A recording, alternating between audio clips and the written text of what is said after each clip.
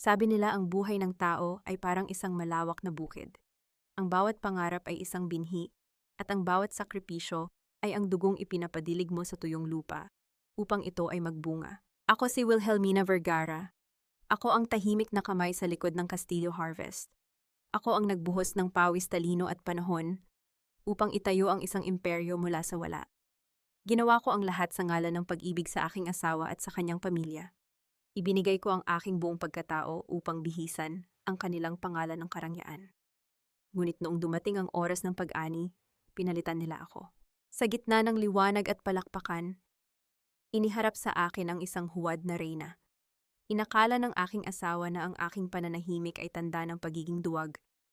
Inakala ng aking biyenan na kapag inagaw nila ang aking mga pinaghirapan, maiiwan akong lumuluha at nagmamakaawa sa kanilang paanan. Hindi nila kilala kung sino talaga si Wina. Ang pagluha ay para lamang sa mga taong walang natitirang plano. Ang aking pananahimik ay hindi pagtanggap ng pagkatalo, ito ay ang dahan-dahan at tahimik na paghahasa ng aking karit sa gitna ng dilim. Dahil kapag ako ang bumalik upang mag-ani, hindi lamang ang aking karapatan ang kukunin ko. Wawasakin ko ang bawat kasinungalingang itinanim nila sa aking tahanan. Walang pagtataksil na hindi pinagbabayaran. Walang kasakiman na hindi nag-iiwan ng bakas. Ako si Wilhelmina, at ito ang kwento ng aking muling pagbangon mula sa abo ng kanilang pagtataksil. Ito ang kwento ng pagbawi sa aking dangal at ang pagsisimula ng tunay na ani. Handa na ba kayong makinig sa tunog ng kanilang pagbagsak? Maingat kong iniaayos ang itim na kurbata ni Leandro habang nakatitig sa kanyang refleksyon sa salamin. Ngayong gabi, ang aking 38 kaarawan, at kasabay nito ang pagdiriwang ng pinakamalaking tagumpay ng Castillo Harvest, ang pagsasara ng kontrata sa mga investors mula sa Europa na ako mismo ang nagtrabaho sa loob ng 2 taon. Amoy ng mamahaling pabango at tagumpay ang buong silid, isang halimuyak na tila nagpapatunay na ang lahat ng aking sakripisyo ay nagbunga na.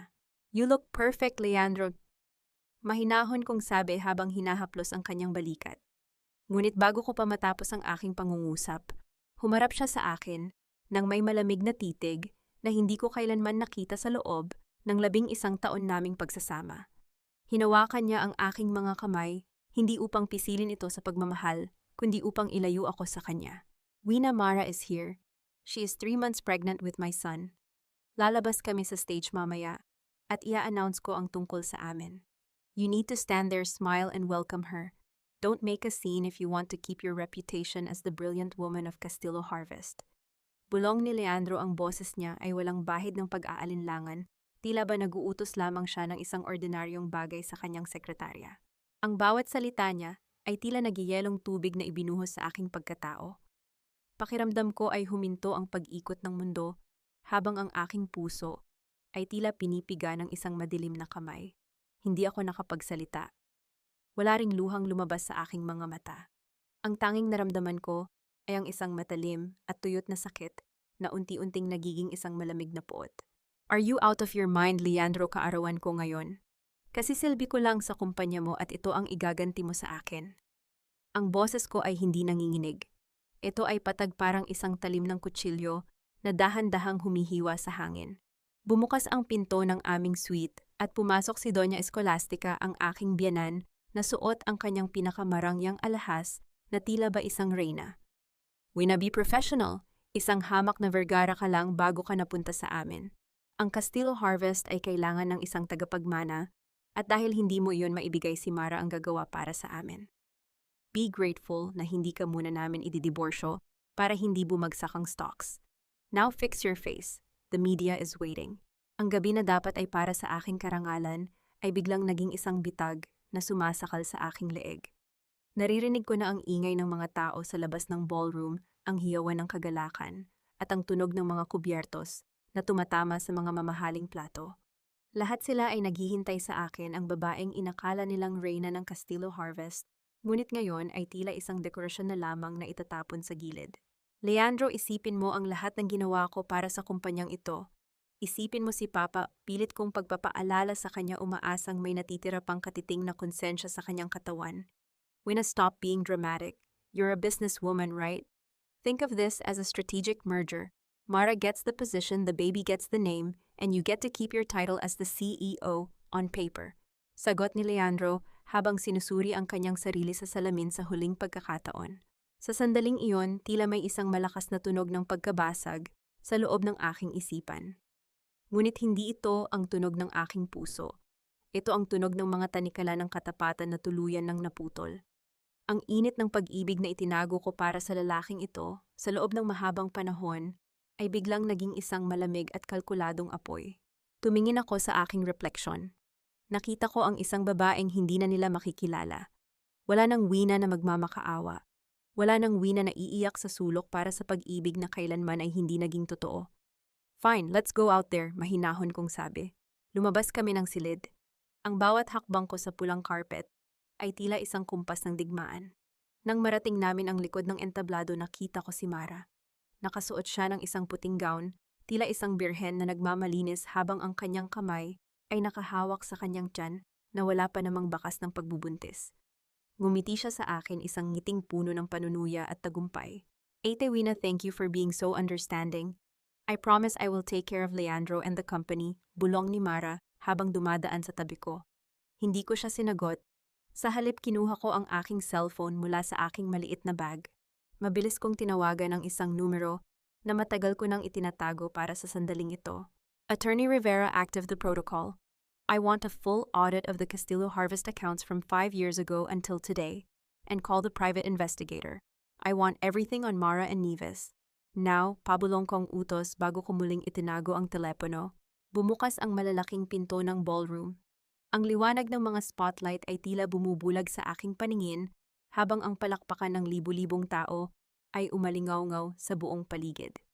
Inalalayan ako ni Leandro patungo sa gitna ng stage, ang kanyang kamay ay nakahawak sa aking baywang na tila ba kami ay isang perpektong mag-asawa. Ladies and gentlemen, tonight is a celebration of more than just success. It's about legacy po, simula ni Leandro sa mikropono. Habang nagsasalita siya, tiningnan ko ang mga tao sa ibaba. Nakita ko ang aking mga magulang sa isang mesa, masayang nakangiti, at walang kamalay-malay sa lason na ihahain sa kanila ng pamilyang Castillo. Ang galit sa aking dibdib ay lalong tumibay. I want to introduce someone special. The new light of my life and the carrier of the Castillo heir, Mara, deklara ni Leandro. Nagkaroon ng bulungan sa buong silid. Ang tunog ng mga kamera na walang tigil sa pagkuha ng litrato ay tila mga kidlat sa gitna ng isang bagyo. Inasahan ni Leandro na kukunin ko ang mikropono upang magpasalamat at tanggapin ang kahihiyang ito. Inasahan niyang yuyuko ako para sa dangal ng kumpanya. Kinuha ko ang mikropono mula sa kanyang kamay. Ang aking palad ay malamig, ngunit ang aking titig ay kasing talim ng isang tinitingalang agila. Salamat, Leandro, sa pagpapakita sa akin ng tunay na kulay ng Castillo Harvest ngayong gabi. Sabi ko, ang boses ko ay umalingaw-ngaw sa buong ballroom, malinaw at walang panginginig. Nais ko ring ipaalam sa lahat na simula sa sandaling ito, ang Castillo Harvest ay hindi na hawak ang aking mga shares. Leandro, sana ay sapat na ang legacy na dala ni Mara para bayaran ang lahat ng utang na iniwan ko sa iyong mesa kaninang hapon. Nakita ko ang panlalaki ng mga mata ni Leandro. Ang kanyang mukha na kanina ay punong-puno ng kayabangan ay biglang naging kasing puti ng papel. Maging si Doña Escolastica ay napatayo mula sa kanyang upuan, ang kanyang baso ng champagne ay muntik nang mahulog sa sahig. Hindi ko sila hinayaang makapagsalita. Ibinalita ko ang aking regalo sa gitna ng katahimikan ng lahat. Happy birthday to me, bulong ko bago ako tumalikod at naglakad palabas ng entablado nang hindi man lang lumingon. Sa labas ng ballroom, ang malamig na hangin ng gabi ay humahalik sa aking balat.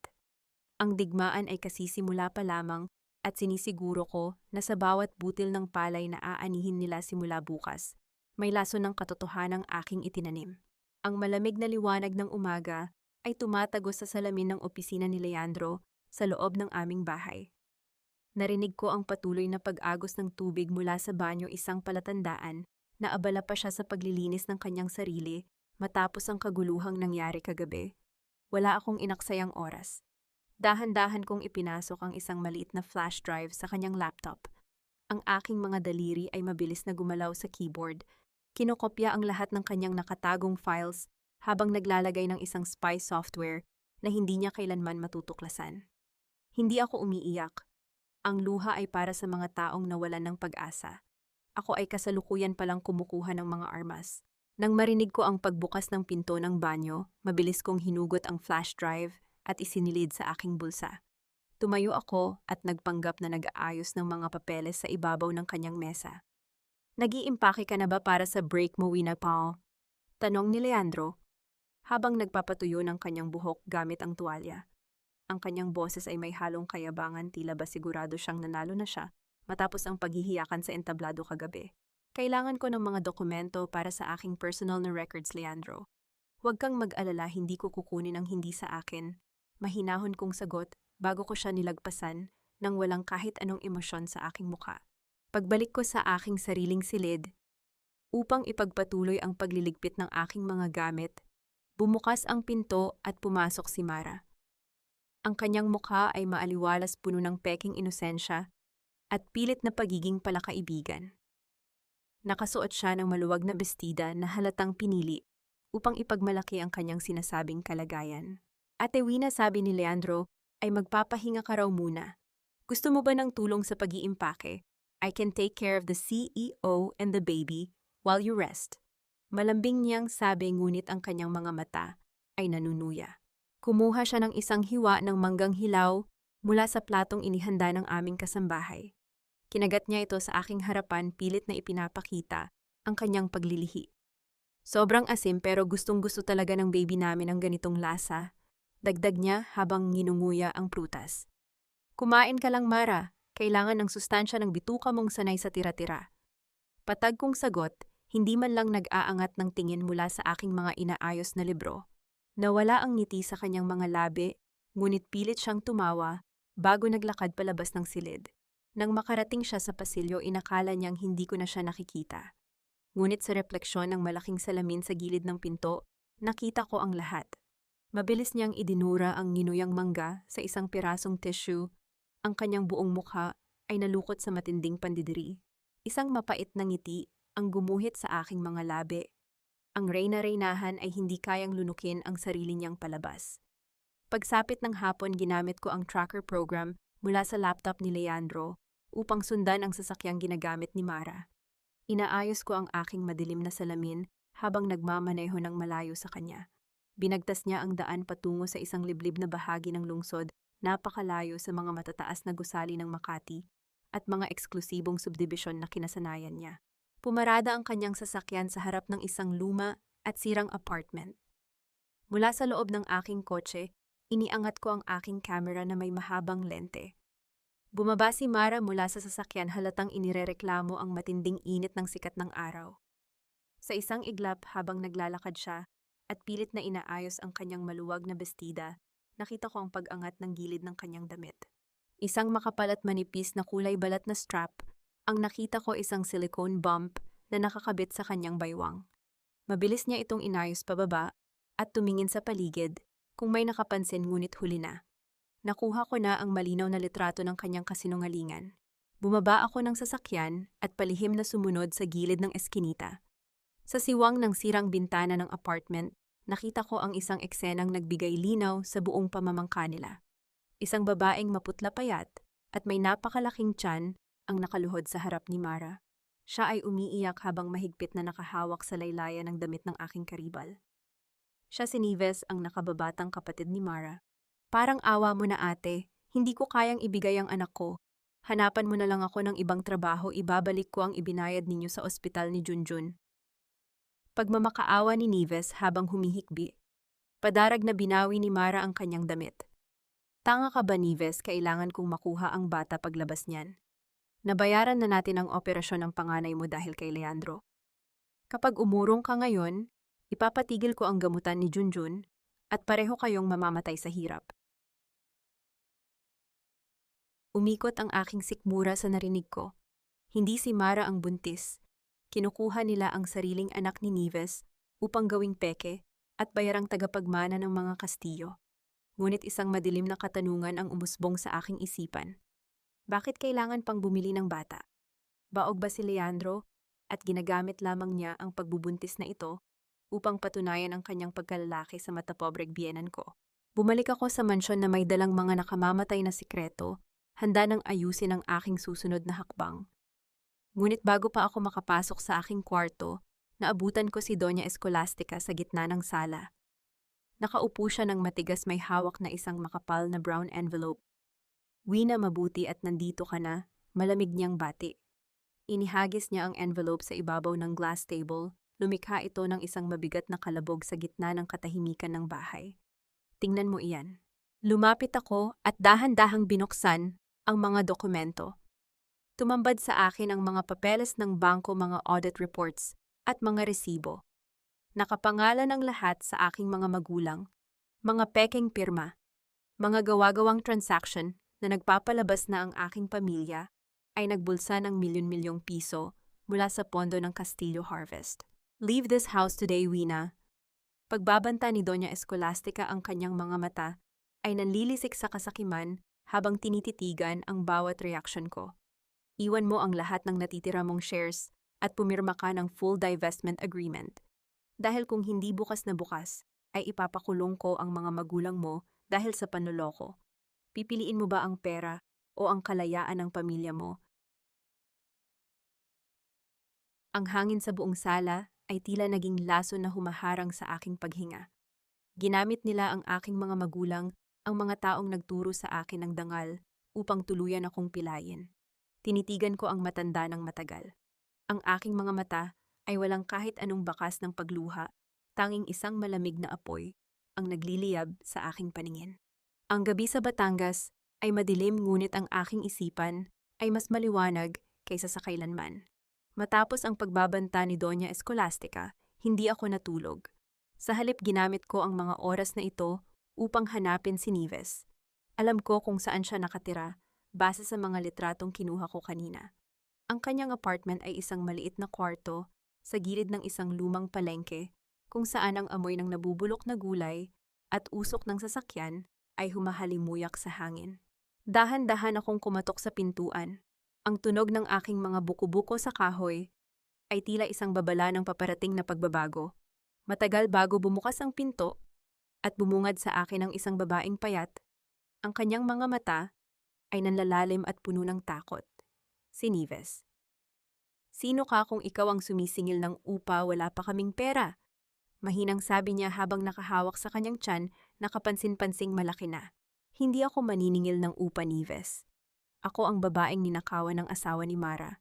Sagot ko habang dahan-dahang humakbang papasok. Nang makita niya ako, ng malinaw na paurong siya at halos matumba. "Senyora Castillo, please, wag niyo po akong saktan. Ginagawa ko lang ito dahil sa operasyon ng anak ko." Si Mara, sinabi niyang kapag hindi ko ibinigay ang bata, wala nang tutulong sa amin. Hindi ko siya sinagot agad. Lumapit ako sa isang sirang silya at naupo. Ang bawat galaw ko ay kasing ingat ng isang maninila na hindi gustong matakot ang kanyang biktima. "Nieves, hindi kita sasaktan. Sa katunayan, narito ako para mag-alok ng mas magandang buhay para sa iyo at sa iyong anak." Ikinuwento ko sa kanya ang lahat, ang katotohanan tungkol sa Castillo Harvest, ang pagtataksil ni Leandro, at ang katotohanang si Mara ay gumagamit lamang sa kanya para sa isang peking layunin. Habang nakikinig siya, ang kanyang pag-iyak ay unti-unting napalitan ng pagsisisi. "Nieves, kailangan ko ang iyong tulong. I-record natin ang lahat ng sinabi ni Mara tungkol sa pagbabanta sa iyo. Yan ang magiging susi para sa protection mo." Wika ko habang inilalabas ang aking digital recorder. Nanginginig na nagpatotoo si Nieves. Detalyado niyang isinalaysay kung paano siya kinontrata ni Mara, ang halagang ibinayad para sa kanyang katahimikan, at ang mga banta sa buhay ng kanyang anak. Sa bawat salita niya, nararamdaman ko ang pagbigat ng aking damdamin, hindi lang para sa sarili, kundi para sa mga babaeng tulad niya na pinipilit na maging biktima ng kasakiman. Paglabas ko ng apartment, dala-dala ko na ang pinakamahalagang bala para sa aking paghihiganti.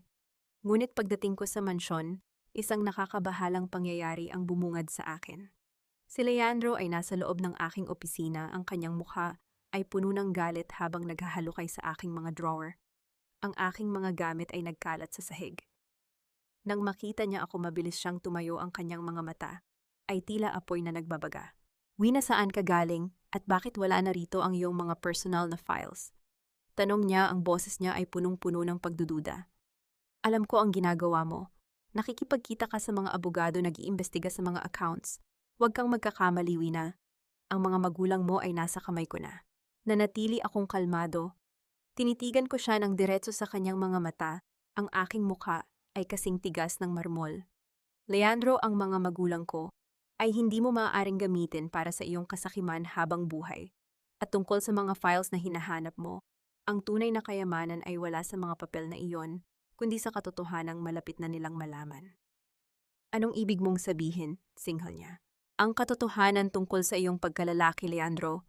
Bulong ko ng sapat na para marinig niya. Ang sikretong pilit mong itinatago sa iyong ina at sa buong mundo. Natigilan si Leandro. Ang kanyang mukha ay namutla at ang kanyang kamay na nakahawak sa mesa ay nanginginig ng hindi niya namamalayan. Sino ang nagsabi sa iyo? Sinong traidor ang nagbalita nito? Ang lupang ito ay may mga mata, Leandro, at ang bawat kasinungalingan ay may katapusan. Sagot ko, bago ako tuluyang tumalikod. Pagpasok ko sa aking kwarto, mabilis kong hinanap ang aking mga personal na dokumento na itinago ko sa likod ng malaking cabinet. Ngunit sa pagbukas ko ng pinto, isang nakakagulat na eksena ang bumungad sa akin. Ang aking tiya Pilar, ang babaeng itinuring kong ina, mula pa noong bata ako, ay nakatayo doon. Hawak-hawak niya ang aking original na kontrata ng Castillo Harvest, ang dokumentong nagpapatunay na ang 70% ng kumpanya ay sa akin.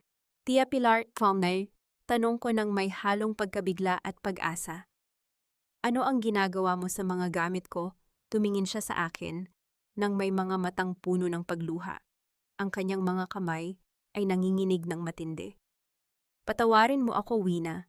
Sinabi ni Doña Escolastica na kapag hindi ko ibinigay ito sa kanila, ididirekta nila ang kanilang galit sa anak ko sa Canada.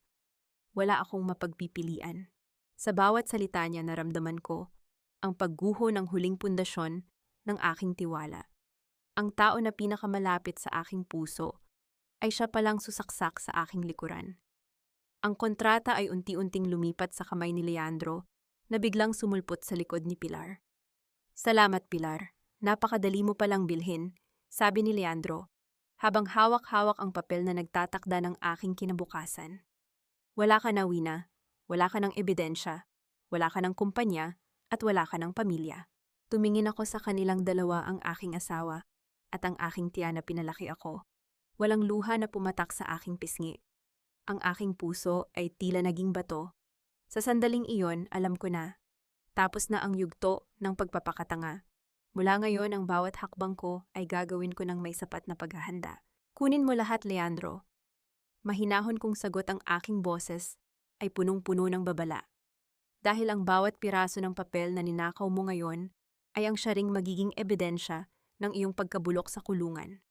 Tinalikuran ko sila at naglakad patungo sa aking closet. Kinuha ko ang aking bag. Hindi ako magmamakaawa. Hindi ako magwawala. Dahil alam ko ang tunay na laro ay nagsisimula pa lamang. Ang gabi ay tila isang malaking tabeng na pilit tinatakpan ng aking mga mata. Ngunit sa loob ng mansyong ito, wala nang sikretong nakakaligtas sa aking paningin.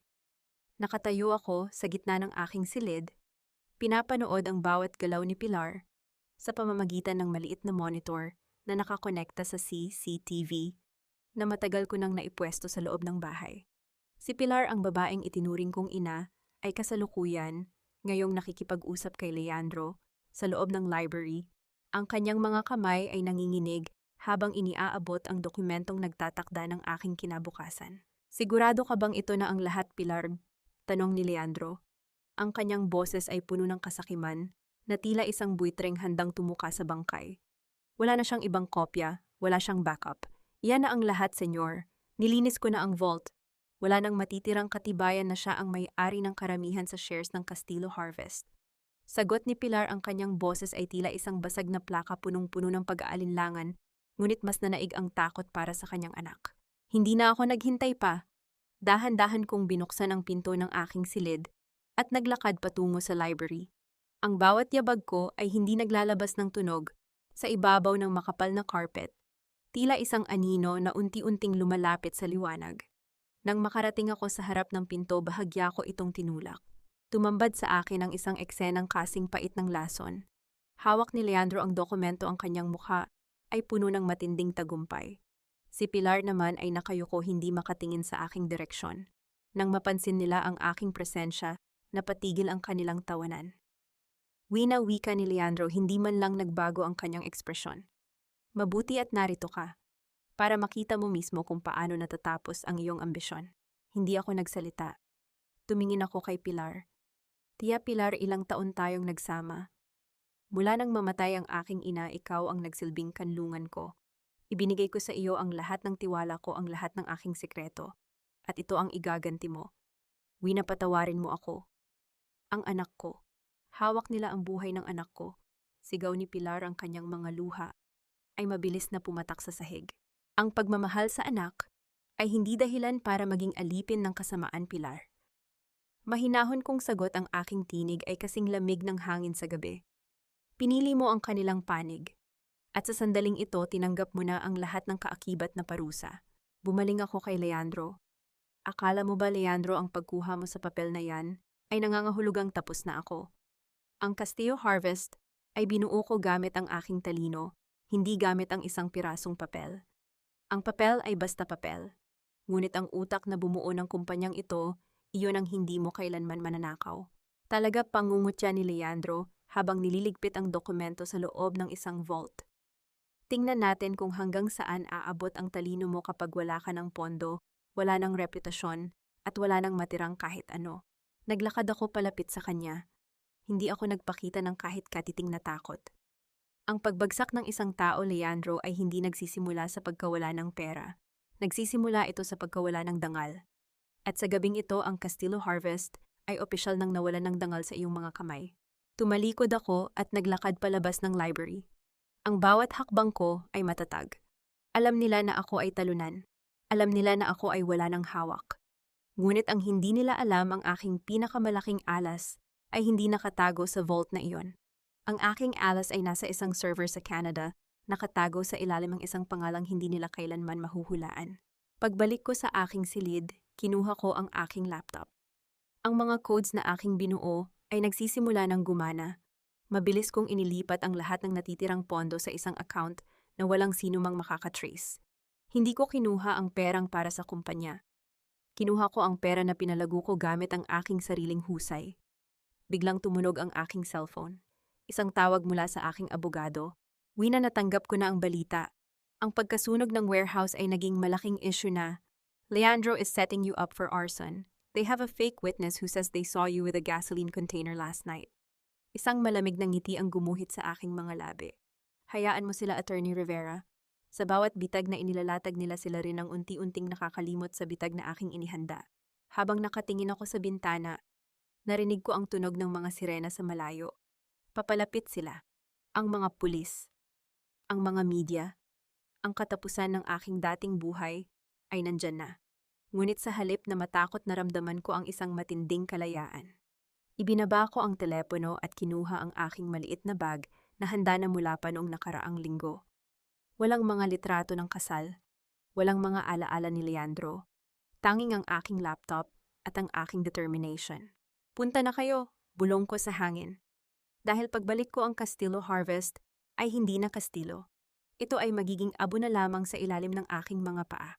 Ang amoy ng usok ay pilit na kumakapit sa aking buhok at balat, isang matapang at masangsang na paalala ng nagbabagang warehouse sa di kalayuan. Ang apoy ay hindi lamang kumakain ng mga produktong pang-agrikultura. Nilalamon nito ang 10 taon ng aking buhay, ang aking pawis at ang aking dangal. Mula sa bintana ng aking sasakyan, pinanood ko ang pagdating ng mga bumbero. Ang kanilang mga hose ay bumubuga ng tubig na tila walang silbi sa harap ng naglalagablab na katotohanan. Senyora, kailangan na nating umalis. Paparating na ang mga pulis at nakatanggap ako ng impormasyon na may warrant of arrest na nakapangalan sa inyo, bulong ng aking tapat na driver. Ang boses niya ay puno ng pagmamadali at pag-aalala. Hindi ako lumingon. Pinanood ko ang pagbagsak ng bubungan ng warehouse. Gumuho na rin ang lahat ng isip ko. Ang ebidensya ng aking pagsisikap, ang records ng aking mga legal na transaction, lahat ay naging abo na. Ito ang gustong mangyari ni Leandro. Gusto niya akong maging isang kriminal na tatakas sa hustisya, isang babaeng tatalikuran ng lahat dahil sa takot. Ngunit hindi ako tumatakas dahil sa takot. Tumatalikod ako dahil hindi na ako makikipaglaban sa isang lugar na puno ng lason. Mabilis na umandar ang sasakyan, iniiwan ang kaguluhan. Habang binabaybay namin ang kalsada patungo sa paliparan, kinuha ko ang aking laptop. Binuksan ko ito sa huling pagkakataon bago ko ito i-format. Sa screen nakita ko ang isang progress bar na nagpapatunay na ang lahat ng aking nakuhang data, ang mga listahan ng mga peking transaksyon ni Leandro, ang recording ng pagbabanta ni Maracay Nives, at ang audit ng kumpanya ay ligtas na nasa isang cloud server na hindi maaabot ng kahit sinong kastilo. I will harvest what you sowed, Leandro Bulongko, sa aking sarili. Pagdating ko sa paliparan, ang lahat ay tila isang panaginip. Ang mga tao sa paligid ko ay abala, walang nakakaalam na ang babaeng katabi nila sa pila ay ang pinaghahanap na arsonist ng mga kastilo. Ang aking bag ay magaan, walang dalang kahit anong alaala ng aming pagsasama. Tanging ang aking pasaporte, ang aking laptop, at ang isang pitaka na may sapat na halaga para sa aking bagong simula. Nang makaupo na ako sa loob ng eroplano, tumingin ako sa bintana. Ang mga ilaw ng Maynila ay unti-unting lumiliit, tila mga alitap-tap na namamatay sa dilim. Ang bawat ilaw na iyon ay sumisimbolo sa mga taong naniwala sa mga kasinungalingan ng aking asawa. "Ma'am, are you okay? You look like you've been through a lot." Tanong ng flight attendant nang makita ang aking refleksyon sa salamin. Ang aking mga mata ay puno ng pagod, ngunit ang aking titig ay matalas at walang takot. "I am just starting a new season, miss. It's time for a new harvest." Sagot ko ng may tipid na ngiti. Pagkalapag ng eroplano sa Canada, ang malamig na hangin ay sinalubong ako. Hindi ito ang init ng Maynila na puno ng hininga ng panlilinlang. Ito ay isang bagong simula, malinis at puno ng oportunidad. Dumiretso ako sa isang maliit na apartment na matagal ko nang inupahan gamit ang aking personal na savings na hindi nila nalalaman. Sa loob ng 3 araw, hindi ako lumabas. Nakatutok lang ako sa aking mga screens. Inumpisahan ko ang pagbuo ng Tunay Harvest. Hindi ito isang kumpanya para sa prestihiyo, kundi isang negosyong itatayo ko sa pundasyon ng katapatan. Gumamit ako ng mga digital marketing tools upang makipag-ugnayan sa mga magsasaka sa Pilipinas na sekreto kong kilala, mga taong hindi binabayaran ng tama ng Castillo Harvest. "Senyora Wina, bakit po kayo nakikipag-ugnayan sa amin?" Tanong ng isang matandang leader ng kooperatiba sa kabilang linya ng video call.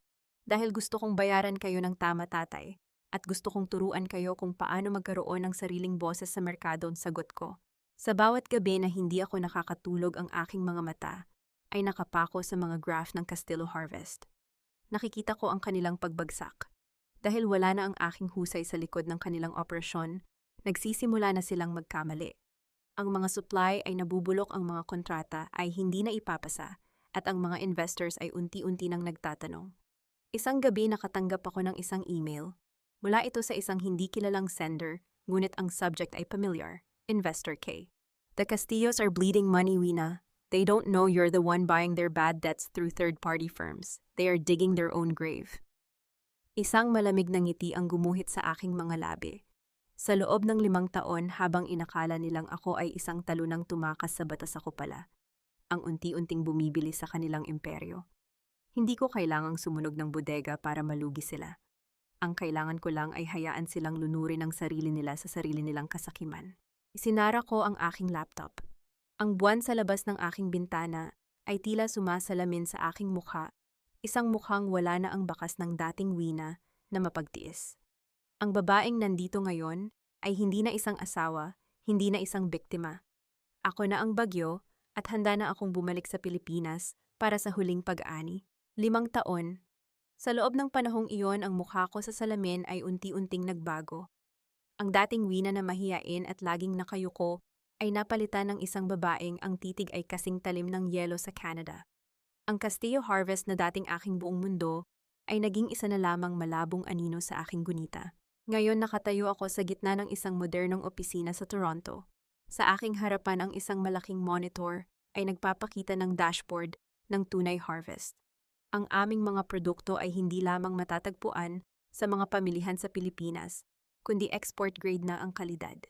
Higit sa lahat, binuo ko ito sa pamamagitan ng pagbibigay ng patas na kita sa mga magsasaka, isang sistemang hindi kailanman naisip ng mga Kastilyo dahil para sa kanila ang mga tao sa bukid ay pawang mga kasangkapan lamang. Narinig ko ang mahinang pagkatok.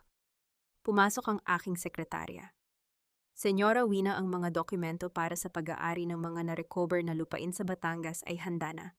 At ang balita mula sa Manila, Castillo Harvest is on the brink of bankruptcy.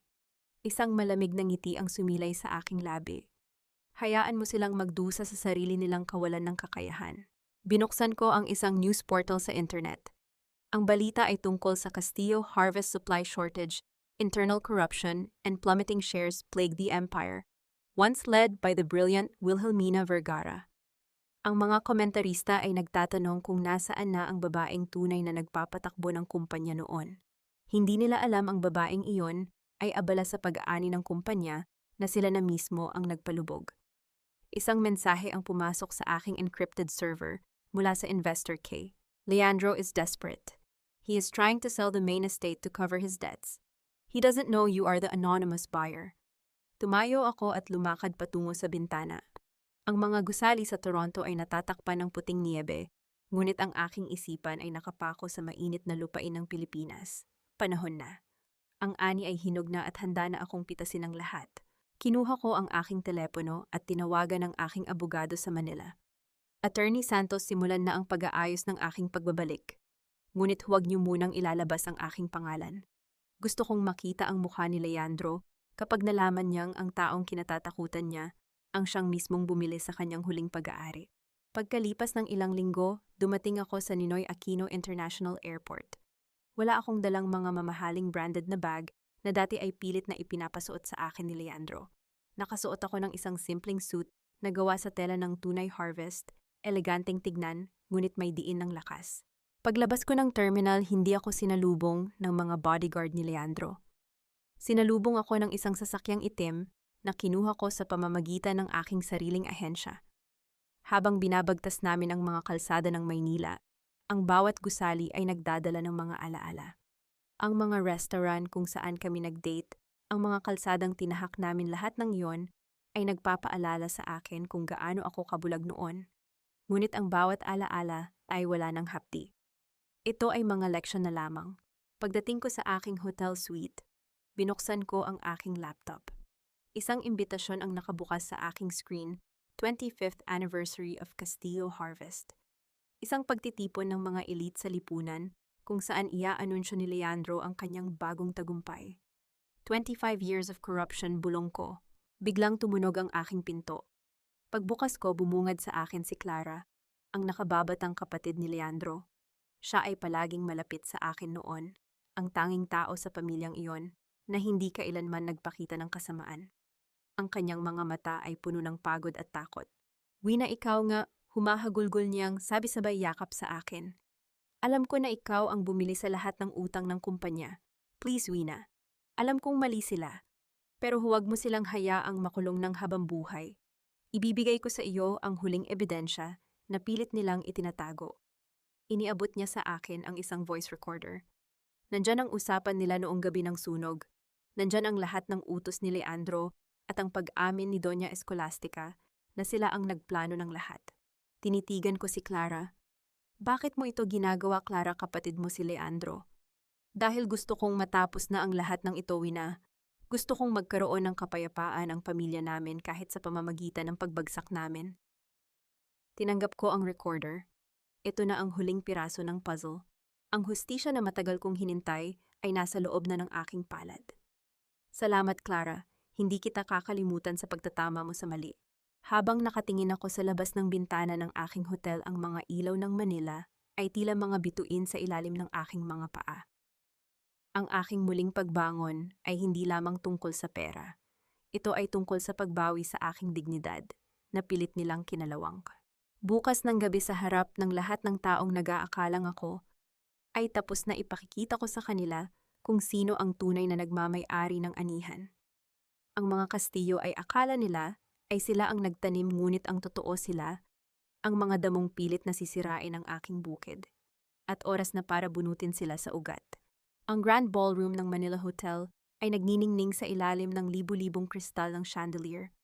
Ang bawat sulok ay punong-puno ng halimuyak ng mamahaling pabango bulaklak at ang peking ngiti ng mga taong nag-aabang sa tagumpay ng Castillo Harvest. Sa gitna ng entablado nakatayo si Leandro suot. Ang kanyang pinakamahal na suit, ang kanyang buhok, ay maayos na nakayuko pilit na ipinapakita ang imahe ng isang matagumpay na negosyante. 25 years of excellence pa. Deklara ni Leandro sa mikropono, ang kanyang boses ay umaalingaw-ngaw sa buong bulwagan. Hindi lang ito selebrasyon ng kumpanya, kundi selebrasyon ng aking dedikasyon at ng aking pamilya na hindi sumuko sa kabila ng lahat ng pagsubok. Nasa gilid lang ako ng ballroom, nakatago sa ilalim ng anino ng malalaking haligi. Ang aking suot ay isang pulang terno, kasing pula ng galit na pilit kong pinapakalma, kasing pula ng dugo na ibinuhos ko para sa kumpanyang ito. Ang bawat panauhin ay abala sa pag-inom ng alak. Walang kamalay-malay na ang babaeng pilit nilang kinalimutan ay nasa loob na ng kanilang kuta. Si Attorney Santos ay lumapit sa akin, may hawak na folder. Handa na ang lahat, Wina. Ang lahat ng documents ay pirmado na ng mga creditors. Sa oras na bumaba ka sa entablado, ikaw na ang legal owner ng 70% ng Castillo Harvest. Tumango ako ng dahan-dahan. Tiningnan ko si Leandro. Ang kanyang mga mata ay naghahanap ng atensyon, naghahanap ng pagkilala mula sa mga taong kanyang niloko. Napakahabas ng kanyang pagkatao. Ngayon na bulong ko,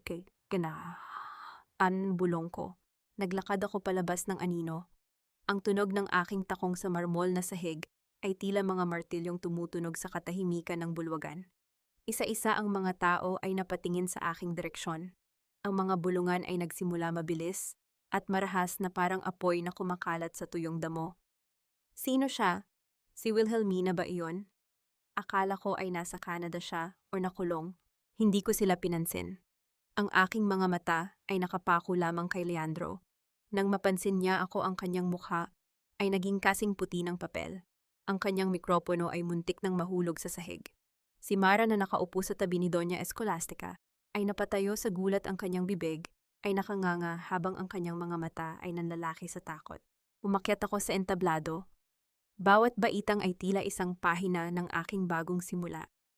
Nang marating ko ang tuktok, kinuha ko ang mikropono mula sa kamay ni Leandro. Ang kanyang mga kamay ay nanginginig ng malala. Leandro, simula ko ang boses ko ay kalmado ngunit may dalang bigat na nagpatahimik sa buong bulwagan. Napakarami mong sinabi tungkol sa dedikasyon. Ngunit ang dedicasyong nakita ko ay dedication mo sa pagtapak sa ulo ng ibang tao. Wina, anong ginagawa mo rito? Nautal na tanong ni Leandro, ang kanyang boses ay basag. Narito ako para tapusin ang palabas, sagot ko. Mabilis kong ibinagsak ang folder ng mga dokumento sa kanyang dibdib. Iyan ang mga katibayan na ako ang bumili sa lahat ng utang ng iyong kumpanya. Ikaw, Leandro, ay hindi na CEO. Ikaw ay isa na lamang empleyado na walang ibang pag-aari kundi ang iyong suot. Ang mga tao ay naghiyawan sa pagkabigla. Si Doña Escolastica ay sumigaw at pilit na lumapit sa akin, ngunit hinarangan siya ng mga security na kinuha ko mismo. At hindi lang iyan, dagdag ko. Ibinigay ko ang recorder kay Attorney Santos. At sa isang pindot, ang boses ni Leandro at ng kanyang ina noong gabi ng sunog ay umalingaw-ngaw sa buong ballroom. Siguraduhin mong walang matitira sa mga records ni Wina. Sunugin ang lahat. Kahit may madamay na tao, huwag mong titigilan. Ang boses ni Leandro ay malinaw. Ang boses ni Doña Escolastica ay puno ng kasamaan. Ang buong bulwagan ay napuno ng bulong ng pagkasuklam. Ang mga investors, ang mga kaibigan, ang mga media, lahat sila ay nakikinig sa katotohanang matagal nilang ikinubli. Si Mara ay nagsimulang umiyak, pilit na humihingi ng simpatya, ngunit ang mga tao ay nakatingin na sa kanya ng may pandidiri. Leandro, ang Castillo Harvest ay hindi na sa inyo. Ito ay sa mga magsasakang inapi nyo at sa mga taong tunay na nagtrabaho para sa kumpanyang ito. Deklara ko. Tiningnan ko si Leandro. Ang kanyang mga mata ay puno ng pait at pagkatalo. Sa sandaling iyon, hindi siya isang makapangyarihang lalaki. Siya ay isa lamang anino ng kanyang sariling kasakiman. Ano nang gagawin mo, Wina? Tanong niya sa isang pabulong na boses. Akala mo ba ay magiging masaya ka pagkatapos nito mag-isa ka pa ring lalaban? Hindi ako mag-isa, Leandro. Sagot ko habang nakatingin sa mga taong nasa ballroom na ngayon ay naghihintay na sa aking susunod na hakbang. Dahil ang tunay na tagumpay ay hindi nasusukat sa yaman ng iba, kundi sa dangal na itinayo mo sa sarili mong mga paa. At ngayon, ako na ang may hawak ng lupain. Sa gitna ng kaguluhan, nakita ko ang isang pamilyar na mukha sa pintuan. Ang matandang leader ng kooperatiba, nakausap ko sa Canada. Ngumiti siya sa akin, at sa sandaling iyon, alam kong tapos na ang yugto ng paghihigante. Nagsisimula na ang yugto ng hustisya. Habang hinihila ng mga pulis sina Leandro at Mara palabas ng bulwagan, hindi man lang ako kumurap. Hindi ko sila kinaawaan. Dahil ang bawat luha na pumatak sa aking pisngi noon ay naging matibay na pundasyon ng aking pagbangon ngayon. Ang gabi ay hindi pa tapos, ngunit ang bawat minuto mula ngayon ay pagmamay-ari ko na. Ang ingay sa loob ng ballroom ay hindi na palakpakan. Ito ay naging isang dagundong ng pagkagulat, galit at paghusga. Ang bawat pares ng mata sa loob ng silid ay nakatutok sa amin. Ang mga dating kasosyo ni Leandro ay nagbubulungan, ang mga socialite ay napatakip sa kanilang bibig, at ang mga reporter ay mabilis na nag-aagawan sa pagkuha ng litrato. Ang maskara ni Leandro ay hindi lang basta nalaglag. Ito ay nadurog sa harap ng daan-daang tao. Wina, huwag mo itong gawin. Pag-usapan natin ito ng pribado. Sigaw ni Leandro habang pilit na kumakawala sa hawak ng dalawang opisyal ng NBI. Ang kanyang mukha ay kasing pula ng alak na nakalatag sa sahig. Wina, maawa ka, ipinapakita mo ito sa lahat ng tao. Tumingin ako sa kanya nang may malamig at walang bahid na awa. Pribado, Leandro, pribado rin ba noong tinangka mong sunugin ang buhay ng mga taong nagtatrabaho sa akin? Pribado ba noong ipinagpalit mo ako sa isang peking sanggol at isang peking pag-ibig? Ang katotohanan ay walang lugar sa loob ng isang pribadong silid. Ito ay kailangang ilantad sa ilalim ng liwanag. Si Doña Escolastica na dati ay ubod ng yabang ay tila isang matandang punong nabuwal. Nakaupo siya sa sahig, nakatingin sa kawalan, habang pilit na binubulong ang kanyang sariling pangalan, tila isang ritual ng pagtakas sa realidad. Ang kanyang mga alahas na dati ay simbolo ng kanyang kapangyarihan ay nagmistulang mga tanikala na nagpapaalala sa kanyang kasakiman. Ang Castillo Harvest ay hindi na sa inyo. Muli kong deklara, ang boses ko ay matatag at puno ng awtoridad. Tumingin ako sa mga investors na kanina ay sumasamba sa kanila. Simula bukas ang tunay harvest ang mamamahala sa operasyon. Lahat ng nakaw na yaman ay babawiin sa ilalim ng batas. Biglang lumapit si Mara na kanina ay nagtatago sa likod ng mga kortina. Ang kanyang mukha ay basang-basa ng luha, ngunit ang kanyang mga mata ay nananatiling puno ng puot. Wina, wala kang karapatan. Ang kumpanyang ito ay bunga rin ng hirap ko. Ipinagpalit ko ang katawan ko para kay Leandro, para mapalago ang negosyong ito. Isang nakakabinging tawanan ang umalingaw-ngaw mula sa mga panauhin. Ang pag-amin ni Mara ay ang huling pako sa kabaong ng kanilang reputasyon. Ipinagpalit mo ang katawan mo para sa pera, Mara. Sagot ko habang humahakbang papalapit sa kanya. At iyan ang pinakamalaking pagkakamali mo. Dahil ang pera ay nawawala, ngunit ang dangal na binuo ko sa loob ng 10 taon ay hindi mo kayang tapatan ng kahit anong halaga. Binitiwan ko ang mikropono at tumalikod. Hindi ko na hinintay na makita ang paghila sa kanila palabas ng ballroom. Ang tunog ng mga handcuff na nagkiskisan, isang metalikong kanta ng hustisya, ang nagsilbing musika sa aking paglakad palabas. Paglabas ko sa hotel, sinalubong ako ng malamig na hangin ng Manila. Sa gitna ng parking lot, nakita ko ang mga magsasakang inimbitahan ko. Sila ang mga totoong biktima ng sistemang Castillo. Nang makita nila ako, dahan-dahan silang nagbigay daan. Hindi sila lumuhod, hindi sila sumamba. Tumango sila ng may paggalang, isang paggalang na tanging sa isang kapantay lamang ibinibigay. Senyora Wina, sabi ng leader ng kooperatiba. Salamat po. Sa wakas ang mga bungang itinanim namin ay amin na. Hindi na ito sa akin, tatay. Sagot ko, habang nakangiti ng tapat. Ito ay para sa inyong lahat. Ang Castillo Harvest ay magiging tunay harvest. Ang bawat kumpanya ay magkakaroon ng board of directors na binubuo ng inyong mga kinatawan. Wala nang magiging alipin sa sarili nilang lupa. Habang sumasakay ako sa aking sasakyan, naramdaman ko ang paghupa ng lahat ng bigat na daladala ko. Tapos na ang yugto ng paghihigante. Ngunit sa gitna ng aking katahimikan, naramdaman ko ang pag-vibrate ng aking phone. Isang mensahe mula sa isang hindi kilalang numero. You won the battle, Wina, but the war for the Villacorta estate's true history has just begun. There is a name you haven't heard yet, Vicente's true secret partner. Natigilan ako. Ang mga kastilo ay mga buwitre lamang, ngunit mukhang may mas malaki pang anino sa likod ng lahat. Tiningnan ko ang malawak na skyline ng syudad. Ang aking muling pagbangon ay hindi lamang pagtatapos. Ito ay pagbubukas ng isang mas malalim at mas mapanganib na misteryo. Attorney Santos, tawag ko sa aking abogado na nasa loob ng kotse. May isa pa tayong kailangang hanapin. Ang nakatagong kasosyo ng aking ama. Ngayong wala na ang mga kastilyo oras na para linisin ang buong kasaysayan ng pamilyang ito. Ang aking mga mata ay muling tumalim. Ang bawat tahi ng aking buhay ay kailangang maging perpekto. At hanggat may isang laso na natitira, hindi ako hihinto sa pagbuborda ng katotohanan. Ang bawat detalye ng aking buhay sa loob ng nakaraang 5 taon ay parang isang maingat na itinapang disenyo, ngunit ang mensaheng natanggap ko ay tila isang maling hibla na sumisira sa buong pattern. Sino ang kasosyong ito? Napilit na itinatago sa anino ng aking ama. Attorney Santos, ihanda mo ang lahat ng records ni Vicente Villacorta mula 1995 hanggang sa panahong idineklara siyang nawawala. Utos ko habang ang sasakyan ay bumabagtas sa mabilis na daloy ng trapiko. Ang bawat ilaw ng syudad ay tila mga mata na nakamasid sa aking bawat kilos. Kailangan kong malaman kung sino ang taong ito. Hindi ito kasama sa mga dokumentong nakuha natin sa mga kastilo. Pagdating namin sa isang lumang opisina sa Binondo, ang distrito kung saan nagsimula ang lahat ng negosyo ng aking pamilya, isang matandang lalaki ang naghihintay sa amin. Siya ay si Mang Berting, ang dating accountant ni Papa, na nagretiro na matagal na panahon na ang nakalilipas. Senyora Wina, wika niya habang inilalabas ang isang kinakalawang na metal na kahon. Alam kong darating ang araw na ito. Inutusan ako ni Don Vicente na ibigay ito sa iyo kapag wala na ang mga taong pilit na sumasakop sa inyong lupain. Binuksan ko ang kahon. Sa loob ay hindi mga dokumento ng lupa kundi isang koleksyon ng mga liham at isang lumang ledger na may mga nakatagong pangalan. Habang binabasa ko ang mga pahina, naramdaman ko ang paglamig ng aking buong sistema.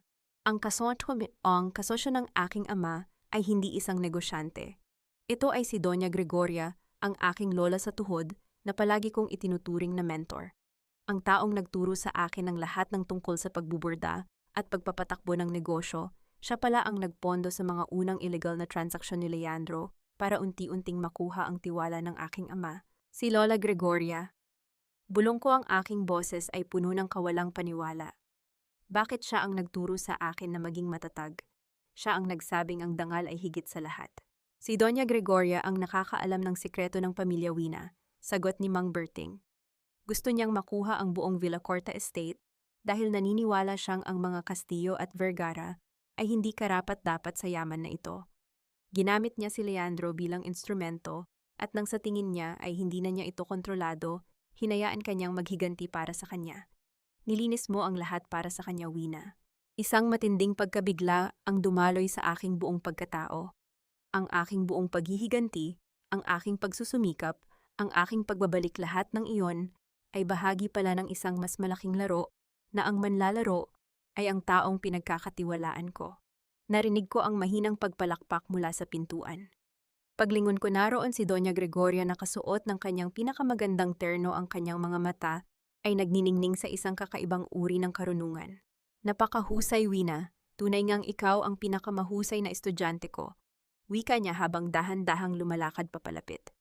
Ang kastilo ay mga buwitre lamang, ngunit ikaw ang susunod na tagapagmana na magdadala ng pangalang Villacorta sa antas na hindi kailanman naabot ng iyong ama.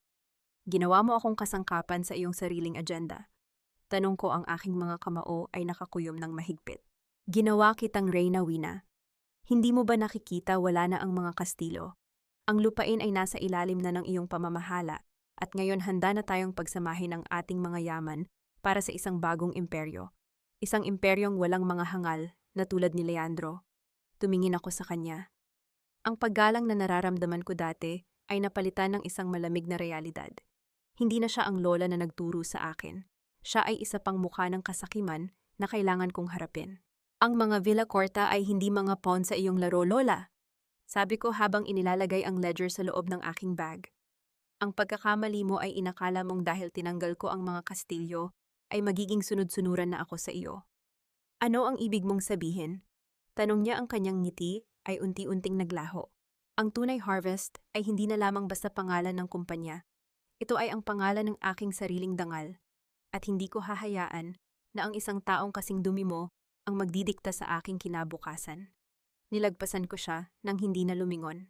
Sa labas ng opisina, ang malamig na hangin ng gabi ay humahalik sa aking muka. Alam ko na ang huling laban ay hindi sa pagitan ng asawa at kabit, kundi sa pagitan ng nakaraan at ng aking sariling kalayaan. Habang naglalakad ako patungo sa aking sasakyan, isang tawag ang pumasok sa aking phone. Mula ito sa ospital kung saan nakakulong si Leandro. Senyora, si Leandro po. Gusto niya kayong makausap. May impormasyon siya tungkol sa nasaan ang mga natitirang asset na hindi pa niyo nakukuha, pero may kapalit ito. Tumigil ako sa paglalakad. Ang laro ay hindi pa tapos. Ang bawat anino ay kailangang ilantad sa liwanag at sisiguraduhin kong sa huli ang tanging aani sa lupang ito ay ang hustisya na akin lamang binuo. Ang selda ni Leandro ay hindi na ang marangyang opisina na dati niyang kinalalagyan. Ito ay isang maliit na kwarto na amoy amag at pagkabigo. Nang pumasok ako, hindi siya agad lumingon. Nakaupo lang siya sa sulok, ang kanyang mga balikat ay nakayuko tila pasan ang bigat ng buong mundo. Nang mapansin niya ang aking presensya, dahan-dahan siyang tumingala. Ang kanyang mga mata ay walang ningning, tanging pagod at pagsisisi na lamang ang natitira. Wina, alam kong hindi mo ako patatawarin. Simula niya, ang kanyang boses ay parang kaluskos ng tuyong papel. Pero ang mga assets na sinasabi ko, ito ang huling paraan para mabawi mo ang lahat ng nawala sa iyo dahil kay Doña Gregoria. Lumapit ako at naupo sa tapat ng rehas. Hindi ako nagpakita ng awa, ngunit hindi rin ako nagpakita ng galit. Ang aking mukha ay isang blankong pahina. Isang pahinang handa ng isulat ang huling pangungusap. Sabihin mo, maikli kong utos. Hindi lang basta ari-arian ang pinag-aagawan ni Lola Gregoria, pagpapatuloy ni Leandro. May isang account siya sa Cayman Islands. Doon nakatago ang pondo ng Villacorta na ginamit niya para manipulahin ang lahat ng negosyo sa Batangas at Manila. Kung mapapatunayan mong ang pirma niya ay nakasaad sa mga illegal transactions na yon, mawawala ang lahat ng kapangyarihan niya. Hindi lang siya basta lola, siya ang mastermind sa pagkalugi ng kumpanya noon pa man. Kinuha ko ang mga koordinasyon at impormasyon na ibinigay niya. Paglabas ko ng kulungan, ang bawat hakbang ko ay may dalang bigat. Ang laban na ito ay hindi na tungkol sa paghihiganti. Ito ay tungkol sa paglilinis ng pangalan ng aking pamilya mula sa mga lason na nagmula sa loob mismo ng aming tahanan. Dumiretso ako sa mansyon ni Doña Gregoria. Hindi na ako kumatok. Pumasok ako nang may dalang mga dokumentong nakalap ko mula sa impormasyong ibinigay ni Leandro at sa tulong ni Attorney Santos. Naabutan ko siyang nag-iisa sa kanyang library, nakaupo sa kanyang tumba-tumba, tila naghihintay sa aking pagdating. Alam ko ng lahat, Lola, bungad ko. Inilapag ko ang mga dokumento sa kanyang lamesa. Ang account sa Cayman, ang pagmamanipula sa mga desisyon ni Papa, at ang paggamit mo sa mga kastilo para sirain ang aking buhay. Tapos na ang palabas. Tumingin siya sa akin nang walang bakas ng pagkagulat. Sa halip, isang mapait na ngiti ang sumilay sa kanyang labi. Matapang ka, Wina, pero alam mo kung bakit ko ito ginawa. Dahil ang mga Villacorta ay naging mahina. Kailangan nyo ng isang kamay na bakal para mamuno. Akala mo ba ang pagiging mabait ay magdadala sa iyo sa tuktok? Ang tagumpay na nakatayo sa ibabaw ng mga bangkay ay hindi tagumpay, Lola. Iyan ay krimen toward pafatkan. Sagot ko habang inilalabas ang aking phone at pinindot ang send sa mga dokumentong formal na mag-uugnay sa kanya sa lahat ng anomaliyang aking natuklasan. Ang mga awtoridad ay nasa labas na. Ang iyong imperyo, ang iyong yaman, at ang iyong dangal, lahat ng iyan ay magiging abo na gaya ng ginawa mo sa aking kumpanya noon. Napatayo siya, ang kanyang katawan ay nanginginig sa galit. Wala kang magagawa. Ako ang lola mo. Ang lola ko ay ang babaeng nagturo sa akin ng pag-ibig sa lupa, hindi ang babaeng nagturo sa akin kung paano magnakaw. Sagot ko habang tumatalikod. Narinig ko ang pagpasok ng mga NBI agents sa mansyon. Ang tunog ng kanilang mga bota sa sahig ay tila isang martilyong nagtatapos sa lahat ng kasinungalingan. Wala na ang mga anino. Wala na ang mga taong pilit na kumukontrol sa aking pagkatao. Paglabas ko ng bahay, sinalubong ako ng malamig na hangin ng gabi. Ang bituin sa langit ay tila maliwanag na nakatitig sa akin. Sa wakas, ang Hacienda Villacorta at ang Castillo Harvest ay muling magiging isa ang tunay harvest. Hindi na ito kumpanya ng mga magnanakaw o mga taong sakim. Ito ay magiging kooperatiba ng mga tunay na nagbubungkal ng lupa. Naramdaman ko ang paghawak ni Mateo sa aking balikat. Ang kanyang presensya ay nagbibigay ng kapayapaan na matagal ko nang hinahanap. Tapos na winabulong niya, tiningnan ko ang malawak na taniman. Ang bawat tanim ay buhay, ang bawat bukirin ay malaya. Wala na ang mga aninong pilit na humahatak sa akin pababa. Ang huling tahi ng aking buhay ay hindi na isang sugat kundi isang marka ng aking katatagan. Oo, Mateo, sagot ko habang humihinga ng malalim. Tapos na ang pag-aani ng pait. Oras na para magtanim ng pag-asa. Hindi na ako lumingon sa nakaraan. Ang hinaharap ay malawak, malinis at puno ng liwanag na ako mismo ang nagtahi para sa aking sarili. Makalipas ang 1 taon, ang Hacienda Villacorta ay hindi na lamang isang lupain ng mga pananim. Ito ay naging isang buhay na patunay ng katatagan. Ang bawat sulok ng mansyon ay puno na ngayon ng tawanan, hindi ng mga taong nagtatago ng sikreto, kundi ng mga magsasaka at kanilang pamilya na namumuhay sa ilalim ng kooperatiba na aking itinatag. Nakaupo ako sa beranda habang pinagmamasdan ang paglubog ng araw. Ang kulay ng langit mula sa pagiging matingkad na orange patungo sa malalim na lila ay tila isang makulay na tela na binurdahan ng panahon. Sa aking tabi ay ang isang maliit na frame ng borda na may disenyo ng phoenix na bumabangon mula sa abo. Ito ang aking pinakapaboritong obra. Si Rosario na ngayon ay isa na sa mga pinuno ng aming Tunay Harvest Community Center, ay lumapit sa akin kasama ang kanyang anak na si Victor.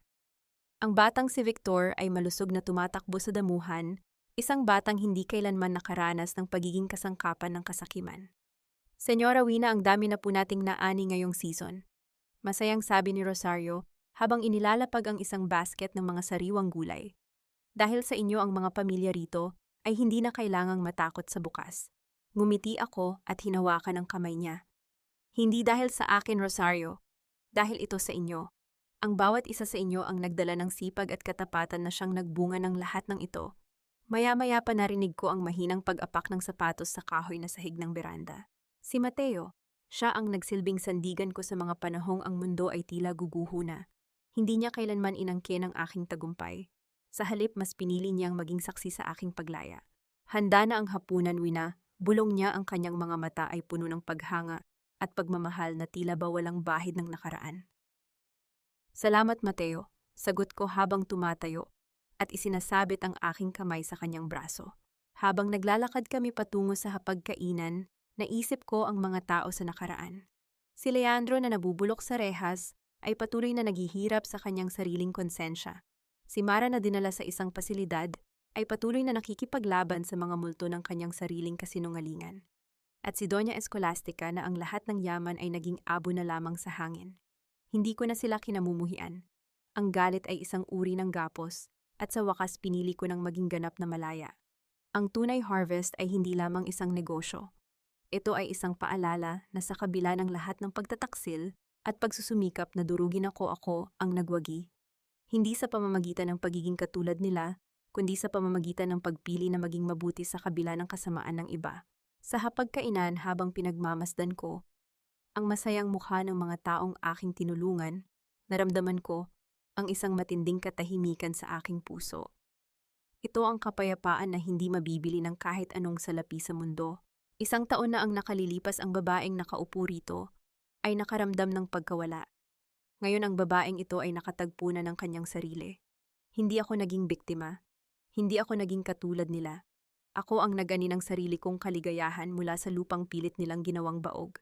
Ibinaba ko ang aking tinidor at tiningnan ang aking refleksyon sa baso ng tubig. Ang babaeng nakatingin sa akin ay hindi na ang Wina na pilit na binubuo ng ibang tao. Siya ay si Wilhelmina Vergara Castillo, isang babaeng matapang, malaya, at higit sa lahat, totoo. Ang huling tahi ng aking buhay ay hindi na isang sugat. Ito ay ang marka ng isang bagong simula. At sa bawat paglubog ng araw, alam kong bukas sisibol, ang mas magandang bukas hindi lamang para sa akin, kundi para sa lupang matagal na nating tinuring na tahanan.